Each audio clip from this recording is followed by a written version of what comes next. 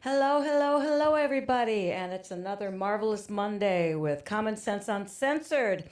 And we're going to have a great show for you today because we have a wonderful guest. But of course, I want to make sure that everybody realizes that if you would like some GFBS merchandise, you can go to gfbsmerch.com and follow us on Rumble with any questions or comments. And as always, you can call 701-213-0863 or text to get on the air and chat with our guest, who today is Mr. Clayton Peterson.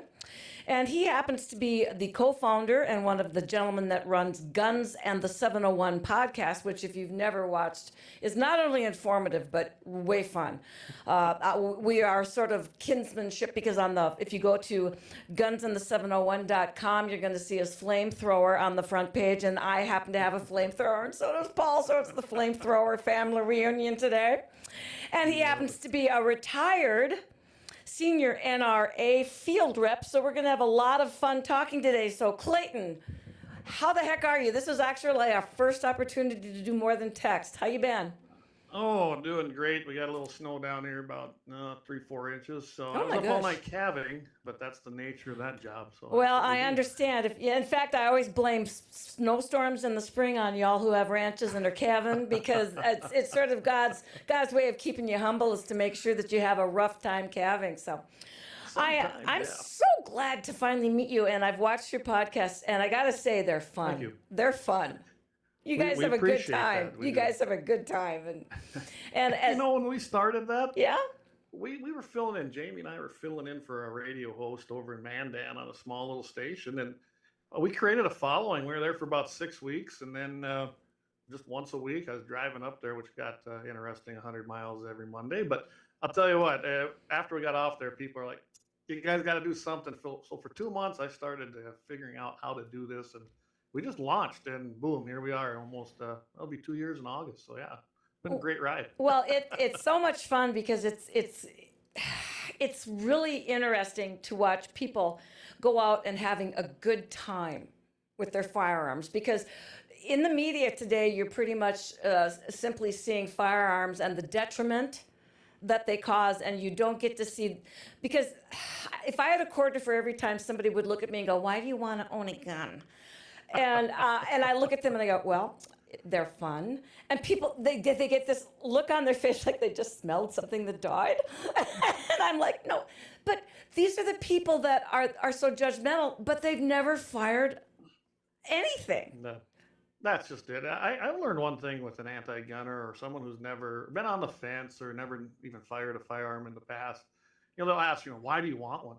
Well, for starters, it's a constitutional right. It's in the 27 words enshrined in our Second Amendment. So I don't really need a reason. But yes, it's a lot of fun. I mean, I can't tell you how cool it is when you take out a first-time shooter, even a person who, we've done it, Jamie, myself, even my new co-host, Mike, who's on there with me. We take people out for the first time, and that big grin when they fire that first round, you got them hooked. And that's the key. Take people out. I think if we would concentrate that in our own community, let's face it, people on our side of the issue, on a lot of issues as far as on the conservative and constitutional side, we're all alphas. I mean, really, we are. That's why we strive and we fight and we do it all for really no pay. And a lot of times we believe in this country. But I think if we would do more of that, reaching out to bring them people and say, "Wait a second, let's not have the debate. Let's just go out to the range. Yep. Let's fire a few guns, show you how they operate, show you that this is not this scary big thing." I can tell you right now, if everybody would do that shoots, you're going to hook them. You really are. You're going to get them hooked. I brought my boys up that way. They've been shooting guns since they were old enough to do it. They're very responsible. In fact, I'm pretty proud to say my youngest probably outshoot me with a pistol anymore, and that's okay. Humbling. Yes, means I've done my job right. By the way, we are broadcasting. I got it working simultaneously to all of our platforms. So Excellent. if anyone wants to check it out, the easiest place, go to gunsandthe701.com, of course. Follow it there. Of course, kid, we're on your stuff. Was it Grand Forks? Grand Forks Best Source? There you go. .com, GFBS.com. The joy that you get from mastering a gun, whether it's a shotgun, a rifle, a handgun, and you're out there and you watch yourself progress, and you see yourself get better and better, and the mastery of the thing, to me, it's just the same as somebody who's in sports, who finally makes the heavy lift in a weight, or makes the dunk. It's just an indescribable feel to tell people that it's not a scary thing if you would understand and respect the tool. Oh, absolutely. It's like any other tool. Guns, I mean, they're not violent. Guns don't do nothing. They just sit there unless you take them and do things with them, either responsibly or irresponsibly. And granted, accidents happen, but Yes. accidents are usually caused by neglect from the person that's handling it in a true accident. Of course, you got the flip side of that where you got evil people do evil things. There's nothing you can do about it. Satan has grabbed them people, and for whatever reason, they followed that path. And it's all free will that from there. I guess I'm a very devout Christian. I fail every single day, so I look at that through that lens of good and evil. There's no in between. There really isn't. No. If you're intent to cause evil, you're going to find the method. And Exactly. most people have a serious problem. We've And of course, the media runs with that. Well, we've just had 2 serious stabbings. One was in Fargo and one was here in Grand Forks, and nobody was running around telling everyone they wanted to confiscate their knives. No.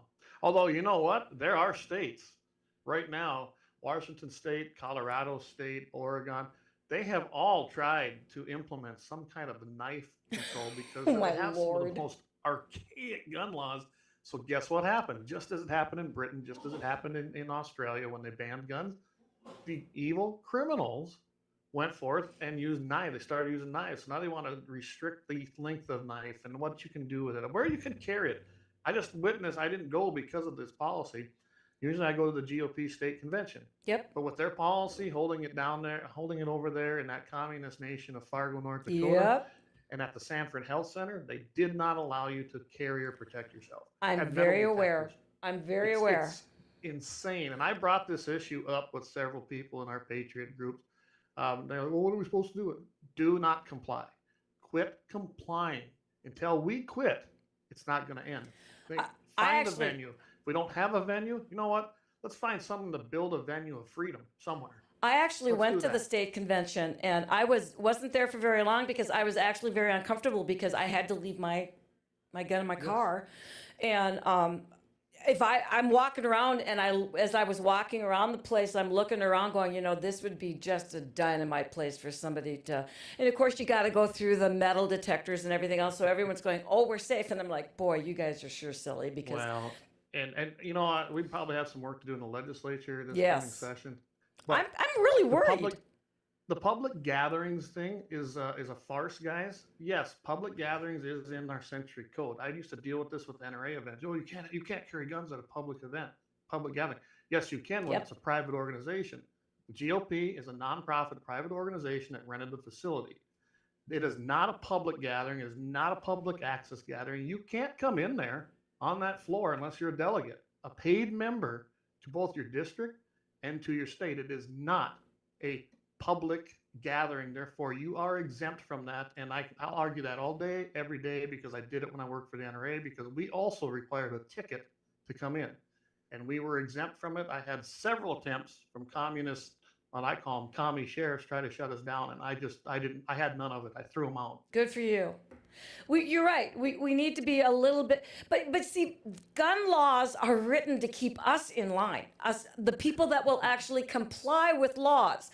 They're not really written to protect anyone. No, criminals don't follow law. That's hence why they're called a criminal. All we do when you restrict the rights of actual law-abiding U.S. citizens, that's it, only United States citizens, all you do is endanger them because they become a soft target. Criminals don't care. If they're intent on breaking the law to kill you, pretty sure they don't care about your gun-free zone or your carry laws or anything else. Well, and I'm a little uncomfortable because I may have gotten this wrong, but when I was looking at this, apparently the Biden administration has decided that illegal aliens have the right to carry. They've already broken laws. Yes, so why would I expect them to follow the gun laws? They're not gonna. A criminal is a criminal, right? They break the law. And you look at Chicago, Illinois right now. They actually had a proposal to let these illegal aliens, that's what they are. They are not migrants. Nope. They are not here just to have a better life. No, they're not. They're military-age fighting men, most of them. Yep. And that's been proven over and over by the videos coming across the border. But I'm telling you right now, to let them become police officers in your Yep. police forces like California and Illinois and some of these other states are proposing, that's insane. So they want to keep guns from the law-abiding citizen of their state. They want to take the illegal alien and hand them a gun and say, go be a police officer, and you know nothing of this country or its laws or its traditions. That's crazy. Well, that's the same place I was at. I was looking at all this, and I'm going, if this was a movie, I'd be sitting back with my Coke and my popcorn going, oh yeah, that's gonna happen. And it is. It's mind blowing. It is. It really is. I don't know if you ever seen the movie Armageddon. Not the one with Bruce Willis. It's basically about this idea of using our military. You're using everything. You're restricting the people, guns, going door to door, infringing on the rights and destroying the Constitution, teaming up with North Korea and China. I mean, Ooh. you know what? That particular movie is really kind of scary because It's happening. I believe, I'm trying to remember, I think Alex Jones produced it, which is interesting in itself. I'm telling you right now, it could happen. And then, of course, this guy tries to make his way back. He left the military, quote, went AWOL because he had to, because he wasn't going to take on residents and citizens of this country. And then they hold up in their own place out in the middle of nowhere, which is a scenario we've all talked about probably one time or another. And right. I probably live it. I live in the middle of nowhere. I'd love to be your neighbor. Guys, I'm ready. We can't seem to get too far enough away. We always seem to be. We have a cabin that's up in Walhalla, which is right down from a space force station with the nukes. Yeah. So I'll say this about that. Going to that Pembina Gorge up in Walhalla. Isn't that gorgeous? When I went up there, I went up to pick up a few things that we had gotten for a coyote hunt, believe it or not. Yep. Nope. Another story. But I'm telling you, what a beautiful area. I never even knew that existed. Yeah, it's right out my back door. And that's why we love being up there, because, of course, when we want to shoot, we don't have to go to the range. We can go right out the back door. Yep. And we got a range set up right here at my place. Yep, so do we. And coyote hunting, let me tell you, my brother-in-law was just up this weekend, and he spent $18,000 on night vision equipment. But they left after a 2-day hunt with 27 yotes in the back of the pickup. So it obviously works. But yet the gorge is awesome for hearing them, but hunting them is just about impossible once you get down in there. Because we hunt coyotes too, but the gorge is rough. I'm a big time coyote hunter. I mean, I don't do as much as I used to. I'm getting older, but that's just how that goes too. But I can tell you, back in the day when I was in my 20s and 30s, man, that's all I did was coyote hunt. I hunted as general, but went out to Wyoming to do some up in the mountains. Well, which I would relate that to the same as the gorge. I would too. It's that thick. It's tough because you can call them. Yep. And they're probably coming, but your chance of seeing them is little and none because it's so thick in there. It is. I'd rather be out in the open. I can see them coming from a long ways away. That's usually the way we do. We do in the open with the radios and stuff, and call back and forth, because we'll up in Walhalla, we'll sit outside the cabin and we'll call, and they'll answer back, and we'll listen as they get closer and closer, and we're just sitting there having an adult beverage, farting around, Oh yeah. But we can hear them. We can hear them coming in. And you take a little siren. Yeah. Have you ever seen them? And you'll be able to locate them. And we just howling. Just a couple of hillbillies, a couple of old hillbillies sitting on the porch having a good time. Waiting for the sun to go down, calling in the yotes. But I got to take my first break here for for Heaven's Cakes. And I want everybody to know that it's graduation time, and you need to pre-order your special cake for your grad. So don't forget for Heaven's Cakes, because there's nothing better than treating yourself to some good homemade baked goods. And that's where for Heaven's Cakes comes in. You'll find the best cupcakes and cakes for any special occasion or just a treat. Walk in to find out more, but I'm warning you, you will not want to leave, and you won't leave empty-handed. for Heaven's Cakes is located on the north back side of the Grand Cities Mall. They're open Tuesdays through Friday from 10 to 4 and Saturdays from 9 to noon. Give them a call at 701-757-CAKE. That's 701-757-2253, or you can email them oforheavenscakes@yahoo.com and be a beautiful cupcake in a world full of muffins at for Heaven's Cakes in the Grand Cities Mall. Don't forget, pre-order your graduation cakes.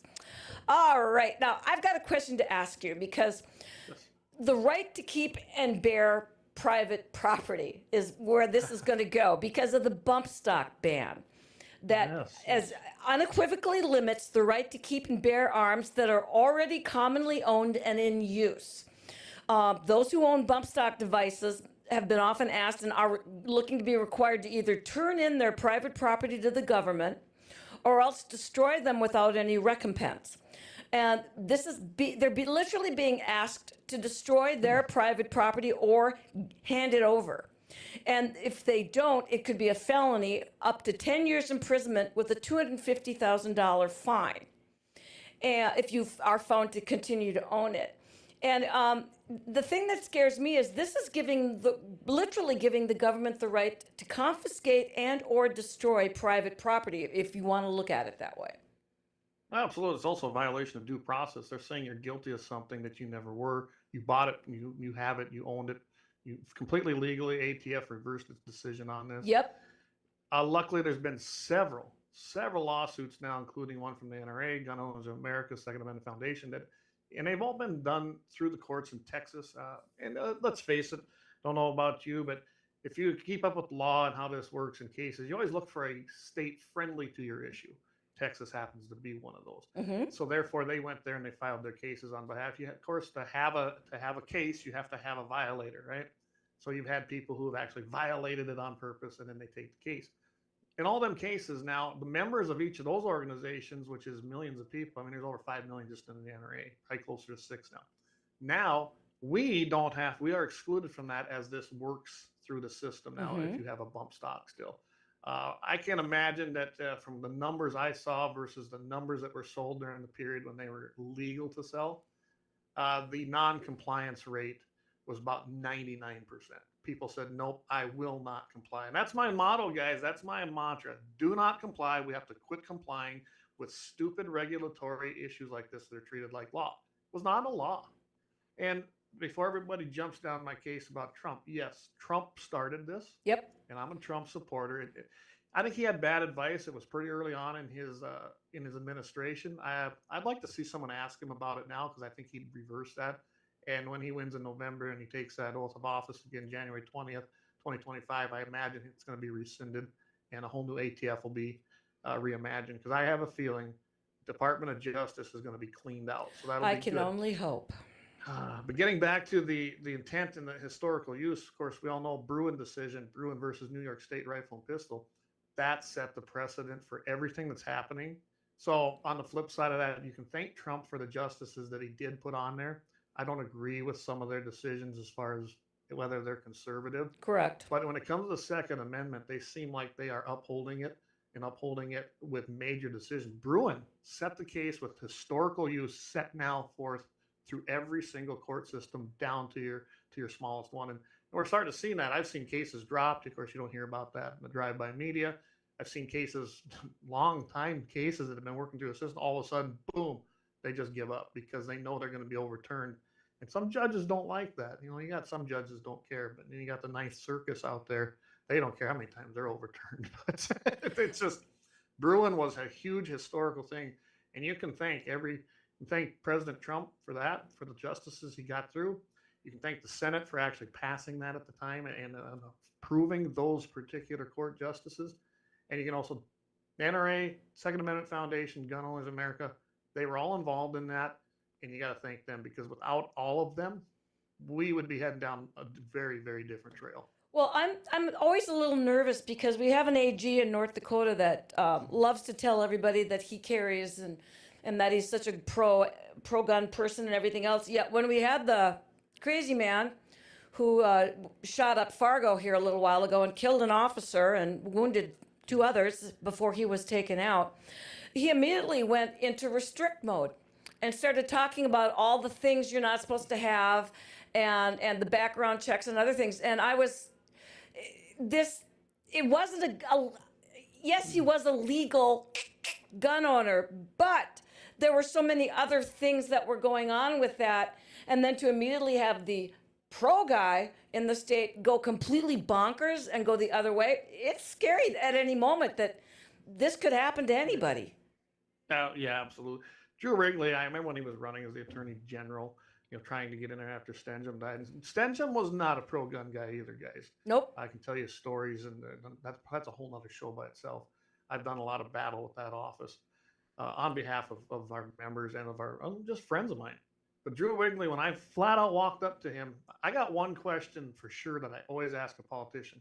Can you tell me what the Second Amendment is? Oh, yeah, it's about freedom and owning guns and so you can go hunting. No, I want you to tell me what it is and what its meaning is. I want you to recite the 27 words of if you're running on a pro gun, that you're so pro gun, Yep. then you probably should know that because someone's going to ask in the crowd. I got asked at one time in a radio interview, did not know it by heart. That changed right after I learned, made sure I learned it.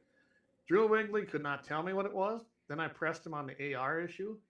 He basically wouldn't answer me. This was at a district meeting in my district, and he walked away from me. That's Drew Wigley. Now, if he's changed his mind since that happened, great. I'm glad you had an epiphany, but I have not seen it. And there's a lot of lawsuits that a lot of state attorney generals have signed on to protect the Second Amendment. And Wrigley seems to be absent in not I've all of noticed them, that. a lot of them. Yep, I've noticed that. And that's what scares me is I always tell folks, okay, when you're looking to elect someone, don't listen to what they say because talk is cheap.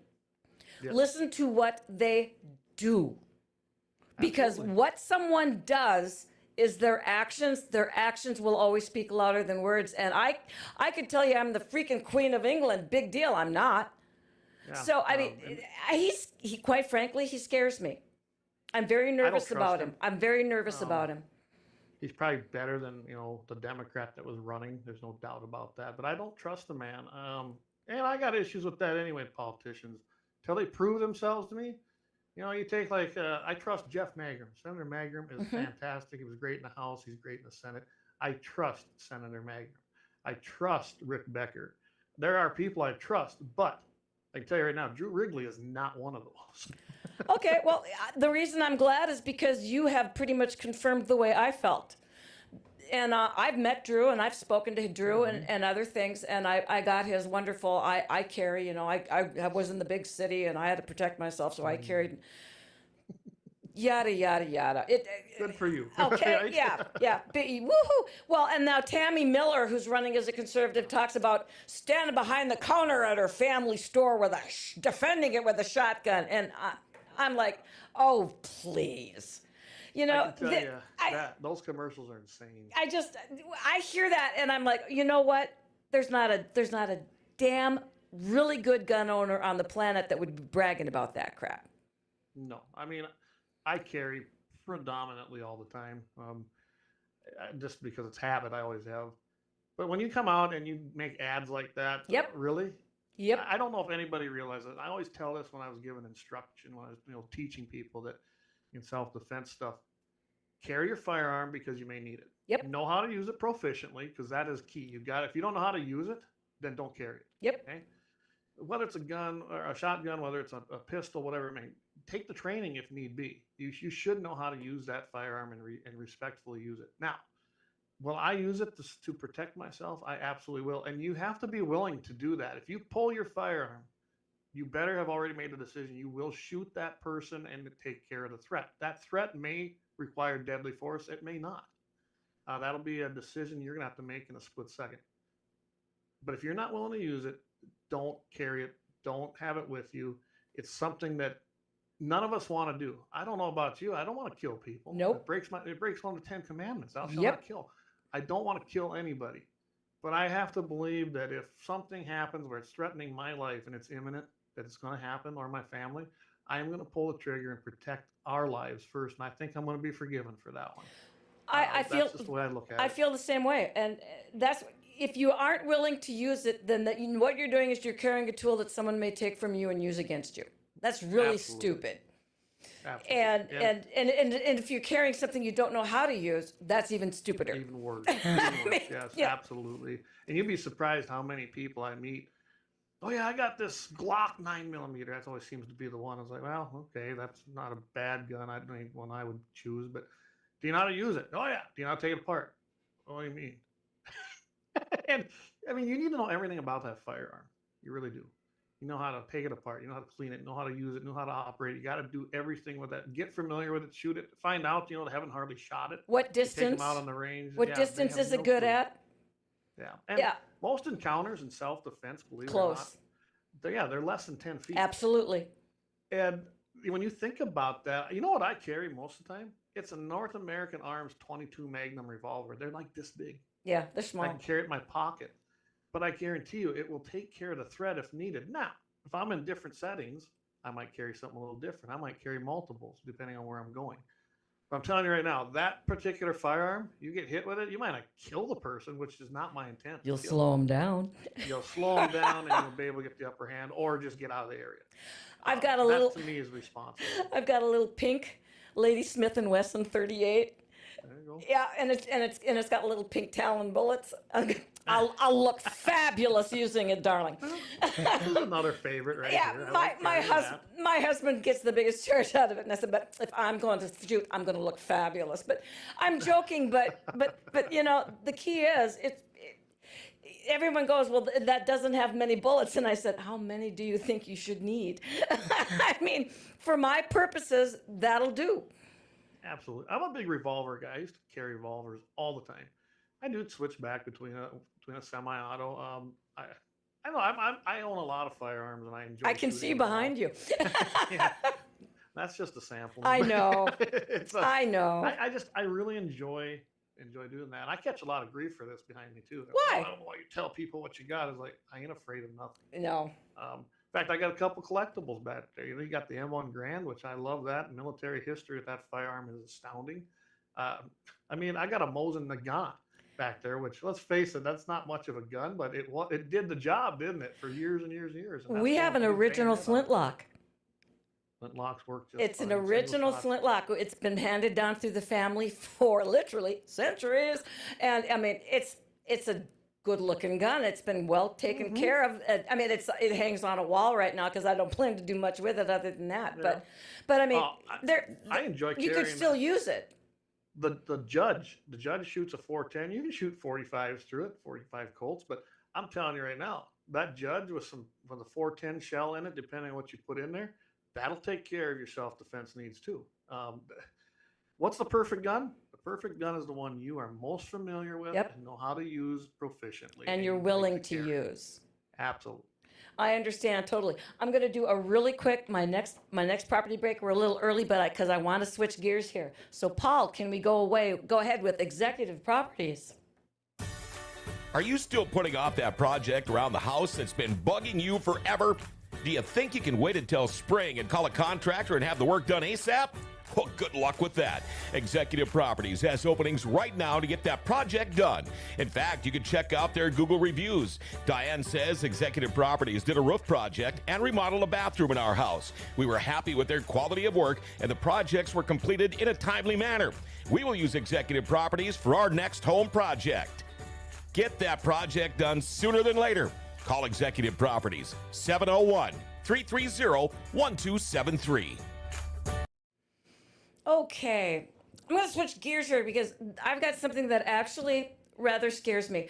The Justice Department has renamed red flag laws. It's now ERPOs, the National Extreme Risk Protection Order Resource Center, because when something doesn't get passed, we rename it so that it is less scary, so that we can make sure we can launch it. And these are scaring the pants off me. Can you please help us a little bit understand what the meaning is behind these ERPOs and what damage they could do to our Second Amendment rights?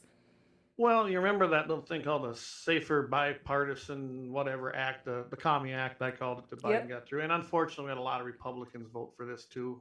That was unfortunate. It really was. That's why I'm scared. Yes. I mean, that's what terrified me is this wasn't an executive order pushed through by the loonies. They took the supposedly sane people with them.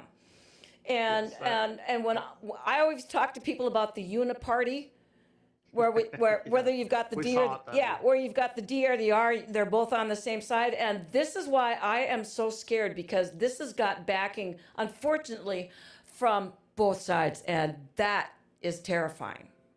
Oh, absolutely. And what they did was that created the Office of Gun Violence Prevention or something within the White House, which she put a communist anti-gunner that's been around forever in charge of it. So with that, as with everything now, it starts at the top, right? Yep. Through a federal mandate or a reg or something like this fake make-believe office. So with that, now they have a ton of money they dumped into this. We're talking millions of dollars, guys, millions of dollars. I did a whole thing. We did a whole thing on this on the show. I think it was like 2.1 million was dumped into this thing. So what that has done being they can't technically go out and do this. They're gonna basically put that little bait on the hook for states, counties, municipalities, whatever you pick your entity, and just say, hey, we'll give you this money, but you have to implement this, this, and this. That being a red flag law. Let's call it what it is, not a protection order. And if you do these things, we'll provide the funding for it. We'll help you set it up. We'll get you out into the communities. They'll do ads on TV. You know, when we see these ads out there, what a bunch of crap, especially the public service announcements. It's all propaganda. It's all state propaganda, whether it's from the feds, the county, the state, wherever. It's all just propaganda. It reminds me a lot of what we saw, unfortunately, from nations like Russia, USSR back in the day, and China. That's what they have, state-run media. Well, that's what we're seeing today. Yep. And that's what's going to happen. They're going to go in there, and then they're going to use this money, and they're going to get your sheriff's departments. Guys, sheriff's departments, if you don't have a constitutional sheriff, are the worst. They're always out. They go to seminars to try and learn how to get more federal money. Remember, federal money is ours. Yep. Government makes nothing, produces nothing, and sells nothing. They have to take it. That's the only way they have money, or print some. Either way, we still are losing our money. Yeah, we're losing that battle too. When you got your sheriff's departments out there, that to me, they're supposed to be the one person, the sheriff, that stands between you and the government. They are the top law enforcement officer in your county. We have some good ones. Corey Lee comes to mind over in Stark County. Excellent guy.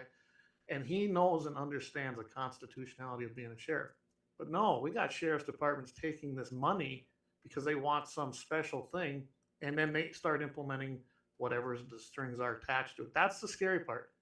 With federal money, our money, there's no such thing as free money. It comes with strings, and they will set the boundaries of it. That's why it's dangerous. It gives no due process. They're going to come in and say, hey, your neighbor over here, who you might have had maybe I had a dispute with my neighbor on a fence. Now he's pissed at me, and I won. So now he's going to say I'm an extreme risk, and they're going to come take all my guns. Well, they're going to try, but they won't be successful. But that's the idea of it. And then you have to go fight. Yes. You have to go fight to prove your innocence. Kind of like the link you sent me. That's what's happening. They're taking your due process away, as well as violating your Second Amendment. It's all by regulatory fiat, essentially. Yeah, the act was passed that funded it, but how they're implementing it's all from regulatory bureaucratic BS. Well, what scares me is, for example, the Hawaiian Supreme Court just ruled that individuals have no Second Amendment rights under its history, state law, and spirit. Here's a quote. As the world turns, it makes no sense for contemporary society to pledge allegiance to the founding era's culture, realities, laws, and understanding of the Constitution. The thing about the old days, the old days. Justice Todd Edens. What do you think about them apples? The Hawaii, after a lot of the Supreme Court rulings, said, you know what, we're going to stick a thumb in your eye, and we're going to defy you anyway. So then their Supreme Court made that decision. Now you got to have another court. I mean, it's going to have to be appealed up through the chain, now through the federal appellate system, up to the Supreme Court.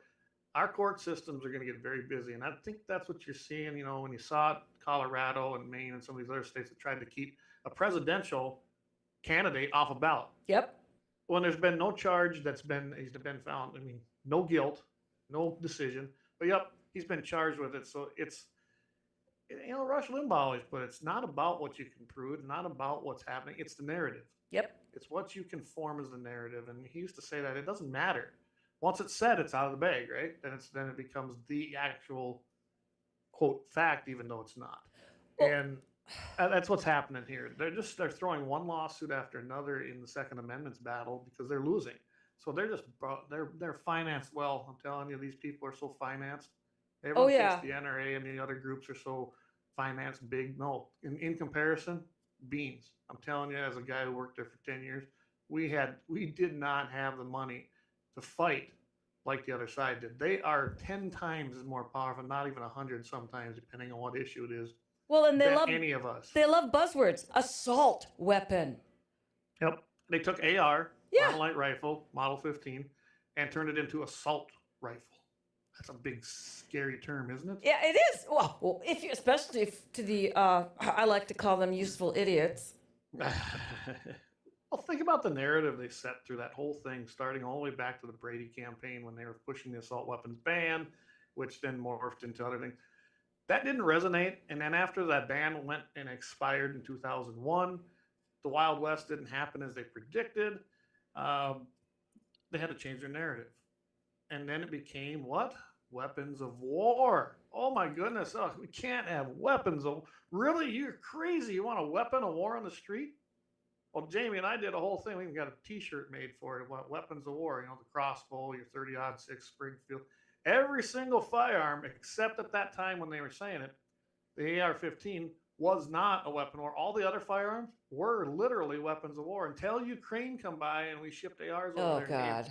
Without background checks to Ukrainians that we have no clue who they were. That's a whole other rabbit. Well, I know, but those weapons, those very same Ukrainian weapons, are showing up in Mexico and other places. So the reason they keep needing more is they got a hell of a side gig selling them. Absolutely. That's a whole nother threat to our country and our republic.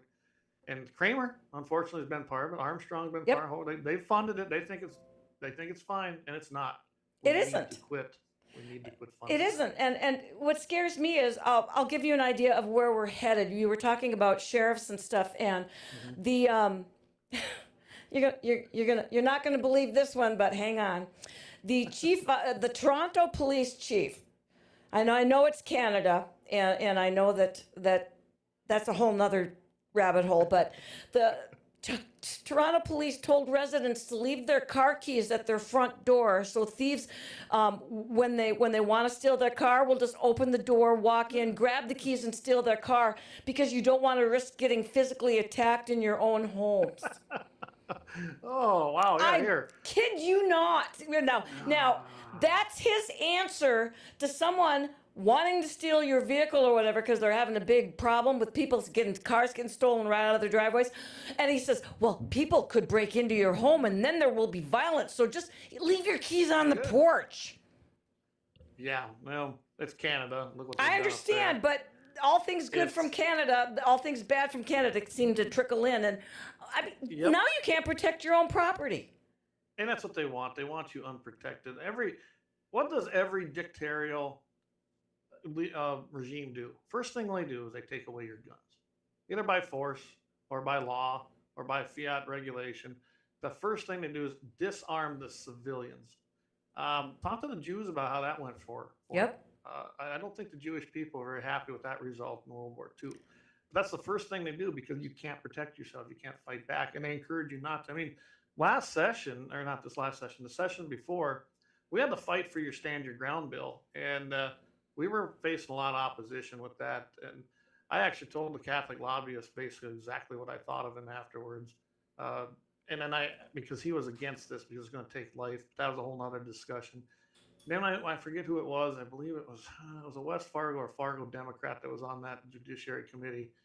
And she basically posed it. Are you supposed to be the judge and the jury? I said, yes. When someone threatens I don't think she's expecting that because I don't play into them narratives. I really don't care if I'm politically correct because I'm not. I said, yes, I am. When you threaten my life, I made the decision. I was the judge and the jury, and I will put a bullet in your head. That was my testimony. Yeah. And she just sat there dumbfounded. Because I said, I do not have a duty to retreat. I do not have a duty to allow someone in my house, period, much less. And as a female, that opens up a whole new kettle of fish. And I'm not the most attractive person on earth, but if someone has attention, I'm just saying. So, and where I live, it can oftentimes be well over 30 minutes before someone arrives. Now, the last time I checked, someone kicking in my door wasn't good. Would you please hold on a second? I just dialed 911. They gave me an ETA of about 30 minutes. I know, isn't that something? And that's just it. It's the insanity of the idea that I'm supposed to depend on somebody else for my own safety. That's just a foreign idea to me anyway. I am solely responsible for the safety of myself and my family. Now, if I need assistance and they can make it, great. Absolutely. I live 20 miles from the nearest town of anything that even has a sheriff's department. And I don't have a lot of confidence they could get here within maybe 20 minutes. That's just the way that's going to go. I can take care of it much better on the ground right here. And it doesn't necessarily mean it's going to result in violence. I guess I hate that term too, because that has changed as well in the new age. Me shooting a guy and putting him down and eliminating the threat, not killing him, and then restraining him is not violent. That's No. justice. That's justice. I think it all comes back to the story that I like to look at. When someone starts giving me scenario, who started it? Yeah, there you go. That's right. Who started it? My daddy always taught me, don't start a fight, but make sure you finish it. Go ahead and finish it. Absolutely. And I that's the think a way lot I of was us have raised. brought up that. Don't go out and start a fight, but damn it, if one starts, you be sure to finish it. And I've been teaching my boys that. My kids have been brought up, as you can tell, with my ideology. That's just the way that's going to be. And it's not a popular one. I can tell you, all their friends that visit here, guess what they get a big dose of? And guess what they do? They love to shoot firearms. Yes. They do so many kids to that. That's what we need to it. But I don't teach them that. Oh, I get tired of this too. Like, what was her name there that's running? She had her shotgun and her vest on. Oh, God, was- yes. Oh, You know what? Lord. The Second Amendment has zero to do with hunting. The Second Amendment was given to us so that when we saw a wrong in our government, we could have a means to change course. We could change that government or put it back on course where it belongs. Protection from a tyrannical government. Absolutely. And that is the intent. Jefferson spoke about it. In fact, all the founding fathers, when you go look at those historical writings, that was their belief. That we had a fundamental right given to us God. By the way, guys, the Constitution and the amendments in particular were written to restrict what government can do to us, not the other way around. And we've lost that because we're not educating kids anymore. Mine are, but mine are 2 kids. Well, are the rest of them? Probably not. And people don't seem to be able to connect the dots. For example, violent assaults on police officers have risen sharply in recent years in Minnesota. Okay, from 2004 to 2023, only 11 Minnesota police officers died in the line of duty. However, in 2019, there were about 400 violent assaults on Minnesota officers. By 2023, the attacks had more than doubled to more than 19. Now, Yeah, wow. here's the thing. If they're shooting at the guys that legally are supposed to be there to protect them with guns, what the hell chance y'all think we got? Yeah, exactly. None, right? I'm- Yeah. It goes back to a criminal with an evil intent. What are Ding, they ding, going to do? ding. They're going to commit an atrocity. That's what they're going to do. They're going to do whatever they want. And people don't seem to understand that you can't just pick up the phone and Batman's going to show up. Yeah, not going to happen. 911 it's okay to have it, but in a lot of areas, especially a rural area, it's worthless. It really is. And Totally. I'm not going to wait. I'm not going to wait. I'm not going to wait to see what happens. No, I'm not going to barricade myself. No, I'm going to go in there and I'm going to, we got a threat coming. Great. I'm going to go eliminate that threat. Whether it ends in death or not is up to the person doing it. Neither my Completely up to husband and them. I have been very good at the run and hide. I'm gonna share a little bit of run and hide with you when we get back, but it's my last commercial break for Redemption Shield, and I want to encourage everyone to go to gfbestsource.com, and at the bottom of our homepage, you can click on the shield to order something that will help you by blocking out the EMP rays that we all know are in our houses. Redemption Shield. Paul, take it away. Have you noticed the ever-alarming 400,000 cell towers that have gone up in the United States alone? How about the electronics that reside in every room of our homes and Wi-Fi that runs 24/7? 5G cell phones are carried in our pockets hours on end. Common complaints are ringing in the ear: sleep deprivation, palpitations, headaches, memory loss, and so much more. Redemption Shield is on the cutting edge of offering products that protect your family from electromagnetic and microwave radiation. Start protecting yourself now. Go to redemptionshield.com and get grounded and shielded today. Use code GFBS and save 10%. Redemption. Okay, so I want to bounce something off you. I spent 20 years teaching at a Minnesota community college, and I can't begin to tell you in the 20 years how many times we had a shooter on campus drill, which consisted basically of turning off the lights, shutting the doors, which would lock automatically, and hiding in a corner, all piled up on each other because God knows that's going to work. Yeah. And every single door in that building had a wonderful little glass that could easily be shot out where someone's arm could come through and just open the door. Not to mention several of the classrooms that had floor to ceiling glass walls that looked out on hallways and other areas, to which I have to say, what the hell? We talk so much about keeping our kids safe.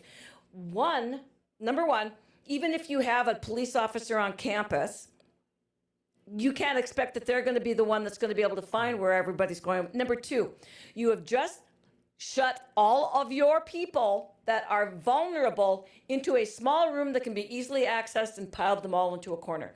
What do you say to the people that say, but our schools are no firearm possession zones, and that's going to protect them? Yeah, gun-free zone. I always followed a case in Montana on this, Metcalf versus the Department of Justice on this. And right now they're still fighting. They've had some setbacks. They've had some victories, but gun-free zones make soft targets. Schools that implement a gun-free zone, you guys are just dumb. Okay, Agreed. Dumb policy. I'm going to call it what it is. Luckily, in both these states, North and South Dakota, we've been able to, at the state level, pass legislation that allows school districts to take care of this problem. How many have? Not very many. Nope. My own school, just 20 miles from me, where my children reside. Remind you guys, I'm in a conservative area with a liberal school board, and they don't think they are. But they think guns, oh gosh, we can't have them. And my goodness, when I went to school, my shop project was refinishing my grandpa's .22 rifle. I had them in my pickup in my gun rack, literally sitting in the parking lot. And there was no issues. So it's not the gun. You create a soft target. Yeah, and huddle everybody into one area. Can you imagine if you had one armed teacher with that huddled group, what could have happened rather than having kids killed? Can you imagine if you had somebody who has been carrying their whole life, knows what they're doing, and they're in that particular area at the particular time that something happens, what could be stopped? This is insanity. I just looked at the new addition they put on in high school where I'm at. Okay. Big, beautiful school, which I think is ridiculous anyway. It needs 4 walls, windows, and classrooms. That's what you need. Get the job done. Quit spending other people's money as if you're a very wealthy millionaire who can build what he wants. Because that's not what you are. Preach. Yeah. And then they built this big entryway full of glass. Okay, it's got the little wires through it, shatterproof glass. It's got coated keys. But then off of the side is the library with this big rounded area of glass. And I made the comment already, like, you guys think you're safe. It's a false sense of security. It is. Because I can walk up there with a .22. I don't need an AR. I don't need maybe a shotgun. Blast that window, walk through there and start doing, and bypass their security system 100%. I've been in there enough that I know where the cameras are. Yep. Walk through, shoot the cameras. Shotgun, guys. Shotguns are my choice if I'm going to go crazy. I agree. Which I'm not. But, no, I understand. And I understand exactly what you're saying, because it's so funny, because when they talked about ARs, Bruce and I both looked at each other and went, hell, I'd use the shotgun. Shotgun. Most effective, you don't have to aim. We're just sitting there going, you got to know what the hell you're doing with an AR or shotgun. You just got to have a general direction. I mean, I'm not sure, as much as I love shooting ARs and AR-15s and 10, I don't know if that's my choice if I'm going berserk. I think the shotguns and pistols, I mean, they're the most accessible and the easiest to use. But I look at these schools when they build them. We had a thing called School Shield in NRA. Okay. And because it was NRA sponsored, most of the schools would not accept the help from it. Of course not. I mean, we even funded money through our program within North and South Dakota because we were ripping. We were doing, $750,000 in these 2 states under my leadership with the NRA program. Now don't hardly exist, but that's a whole other story. But I'm telling you right now, there was money available within these states. We funded it. Nobody took us up on it. And they would have came in and done a free assessment. Didn't cost school nothing. Free assessment on what they should and shouldn't do. But they didn't want to do business with the NRA, and they sure as hell didn't want any of our advice. That was the problem, because they had this ideology type mindset of the National Rifle Association, almost like Trump, Orange Man bad, NRA bad. Well, we have Eddie Eagle program. Have you ever heard of that? No, they don't. You put that in preschools and kindergarten, and it teaches kids, especially of that age, that have no comprehension, what you do if you see a gun. It teaches about gun safety. It's an awesome program, but hardly anybody uses it. It's unfortunate. It is unfortunate because there were a bunch of veterans that were teachers at my school. I have a CC license and stuff, and I would have gladly gone through the police if the police would have had a campus protection plan, which would have taught a teacher that was willing. Now, should anybody be forced to carry? Oh, hell no. But if there was a teacher that was willing and wanted to go through the special program, shooter on campus, to show people what to do and stuff like that, I think it would slow people down rather than having a no gun zone. Not knowing which teachers were carrying and knowing that they were on campus would do a lot more to maybe make somebody think twice. Absolutely. Look at the shooter that happened in Tennessee. You know why that shooter chose that place? Soft target. Yep. She, whatever the hell Whatever it was. had targeted them all, but didn't go there because of the presence there of security. Yep. And that was one that that was known. Can you imagine if that you had that same presence in a school building? This gun-free zone is atrocious. It really is. It's being challenged. I know that Wyoming worked on a deal, but unfortunately their governor vetoed it. And they did it at the very end of the session, so they couldn't come back and override the veto because they had the votes to ban gun-free zones in Wyoming. I imagine it'll come back next year. And we need to look at that bill and copy it right here in North Dakota. Let's see who the true Second Amendment supporters are in the state of North Dakota. Everybody says, oh, you can't get that passed. That's fine. I've worked on a lot of bills I knew wouldn't pass the first time.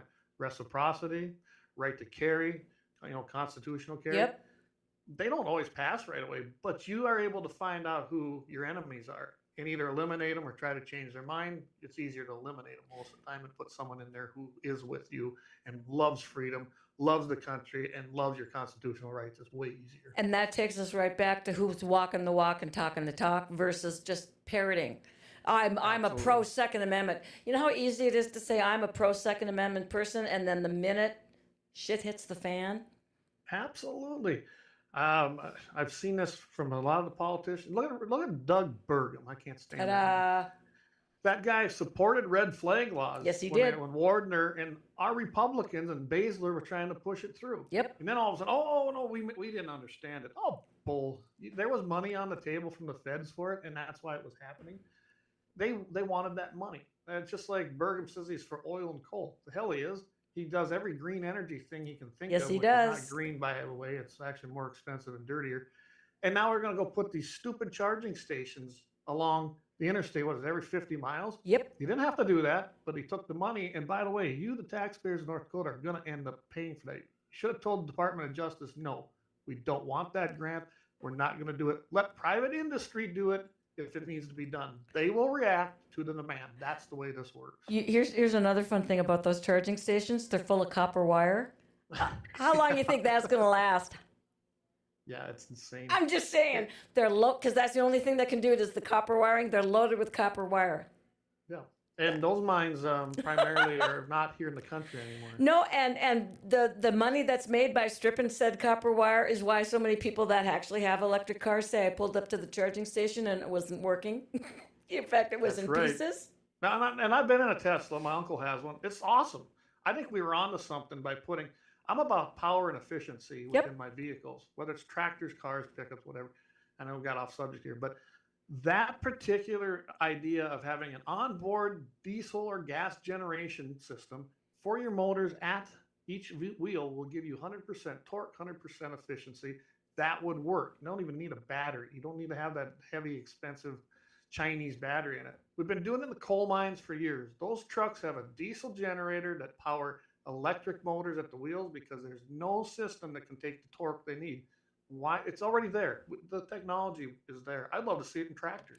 That's the way to go, guys. But it's the same problem we have. You're not going to be watching a bunch of politicians make a lot of money doing it that way. Right. And Exactly. I've got a meme for you here, though. I love this one. Want to stop drunk drivers from killing sober drivers? Ban sober drivers from driving. That's how gun control works. What do you think about that Exactly. one? That's exactly how it works. Ban the people that are doing it right, and then it'll go away, right? Yeah. Is there any legislation out there that you think will actually make us safer? No. I didn't think Yeah, so. well, I take that back. Okay. I do. Get rid of the restrictions we have now. Got it. There is. I'm behind you 100% because every time I look at Ronald Reagan said, if you hear someone say, I'm from the government, and, I'm here to help. here to the most help, terrifying run the words, other yes. way. I have the same thing, but I've updated it to, if someone tells me that they're going to do something for my safety, I don't need their help, right? I don't need the help. Yep. Whether I'm good. it's whatever it is, if you tell me that I'll be safer after you implement this, I'm running the other direction, because it never works that way. And when I look at people attempting to make people safer from firearms, all it does to me is make me less safe, but it certainly makes the criminals out there having a heyday. Absolutely. The criminals love unarmed victims. That's plain and simple. They love unarmed victims, and that's where they always go. It's the easiest, softest target, and that's what they're going to do. They don't want resistance. They don't want to even bring any kind of threat to themselves of harm. They're going to take the easy way. So, yeah, if you have a disarmed victim, they're the best ones. They love those. What do you think about one of the fastest growing sports? And I'm surprised it's actually being allowed, but one of the fastest growing sports right now is skeet shooting. Yeah, trap and skeet Trap shooting, and especially skeet. within the high schools. Yep. Fantastic. Actually, when I was a rep, that started in about 2013, 14, really taking off. I actually went over to Minnesota and visited with those people. Of all the states in the union, guys, Minnesota was the boat that took this. They're the ones that went forth, made it happen, and they are the ones to follow. They truly are. And I was amazed at what they've been accomplishing. I come back and told my people, here in North and South Dakota, hey, you got to see what they're doing in Minnesota. And they started getting it going. Now it's growing in both these states, it's growing everywhere. And I am happy to see it. Unfortunately, a lot of high schools won't sign on to supporting it as an actual activity of the school. Correct. And that's sad. I always wondered why a tax funded, let's take that back, a property tax funded, so it's not everybody. By the way, it's not everybody. It's us, the property owners, that actually fund the schools primarily. How come we got no say in this? They take every liberal ideological thing and put it out there, but anything that we want, no, you can't do that. We can't do that in a public setting. What are you talking about? It's our money. Well, and that's where they forget. It seems to me like it's the perfect sport because males and females on par. Meets the, what is it, Title IX stuff? It's good on Title IX, and while they might have men's and women's divisions, it's not necessary because I happen to know it. Gender don't mean diddly.